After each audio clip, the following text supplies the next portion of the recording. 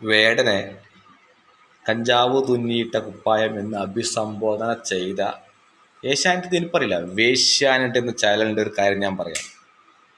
അവർ രായ്ക്ക് രാമായണം പണ്ട് ഒരു കുറച്ച് നാൾ മുമ്പ് ദിലീപ് ഭയങ്കര പീഡനകാരാന്ന്, അതാണ് ദിലീപിനെ നമ്മൾ അങ്ങനെ ആക്കണം ഇങ്ങനെ ആക്കണം എന്ന് പറഞ്ഞ channel Asianet movies, Asianet plus എല്ലാവരും ഫുള്ള് ദിലീപിൻ്റെ സിനിമ.